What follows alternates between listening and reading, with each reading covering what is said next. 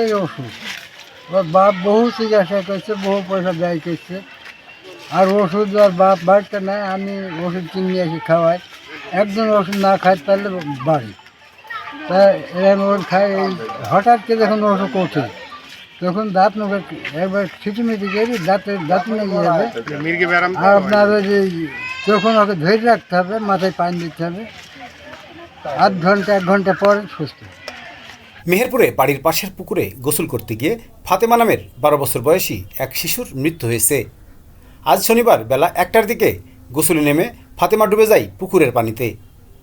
অনেকক্ষণ ফাতেমাকে দেখতে না পেয়ে পরিবারের সদস্যরা পুকুরের পানিতে নেমে খুঁজতে থাকে। এ সময় একজনের পায়ে বাঁধে ফাতেমার নিথর দেহ। দ্রুত পানি থেকে উদ্ধার করে স্থানীয় করমদি বাজারের সন্ধানী হাসপাতালে নিলে কর্তব্যরত চিকিৎসক তাকে মৃত ঘোষণা করে। নিজে দেখুন, অন্যকে দেখাতে ভিডিওটি শেয়ার করে মিরর বিডির সাথেই থাকুন।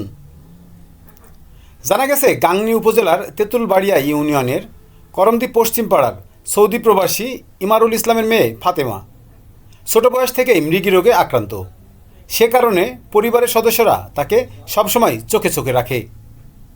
আজ শনিবার দুপুরের দিকে প্রতিবেশীর বাড়িতে খেলা শেষে নিজ বাড়িতে এসে বাড়ির পাশের পুকুরে গোসল করতে নামে ফাতেমা। কিন্তু অনেকক্ষণ হয়ে গেলেও গোসল শেষ করে বাড়ি ফেরে না ফাতেমা। দ্রুত পরিবারের সদস্যরা পুকুরে এসে ফাতেমাকে না পেয়ে উদ্বিগ্ন হয়ে পড়ে।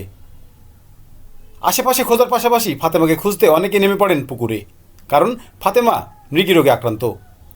বেশ কিছুক্ষণ খোঁজার পর একজনের পায়ে বাঁধে ফাতেমার নিথর দেহ।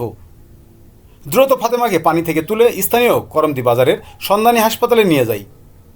সেখানে কর্তব্যরত চিকিৎসক তাকে মৃত ঘোষণা করে।